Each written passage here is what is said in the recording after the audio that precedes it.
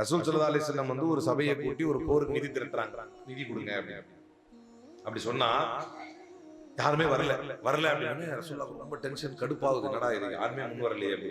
ரசூலுல்லாஹ்வுடைய முகம் மாறுது அப்படியே கோபத்துல, யாருமே முன் வரலையே. அப்போ ஒரே ஒருத்தர் எந்திரிச்சு முன் வந்து ஒரு ஒரு உதவியை செய்யறாரு, இது என் தரப்பு அப்படின்னு செய்யறாரு. அவர் செஞ்ச உடனே அதை பார்த்து நிறைய பேர் டக்குன்னு செய்யறாங்க.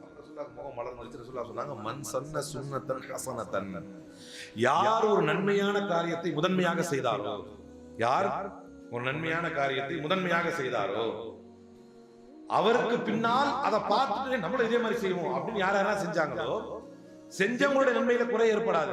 மாறாக முதல்ல செஞ்சார்ல ஒருத்தர், அவருடைய நன்மைக்கு அந்த அடுத்த கட்டமா செய்த எல்லாருடைய நன்மையில இருந்து பங்கு போவோம். அப்ப இதை அப்படியே தீமையா நினைச்சு பாருங்க.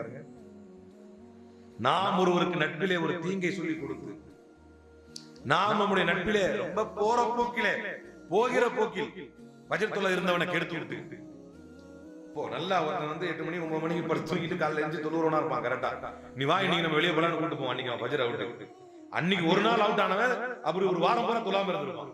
அப்படியே கனெக்ட் ஆயிடும், அடுத்த அப்படியே தொடர்ந்துடும். இது யார் காரணம்?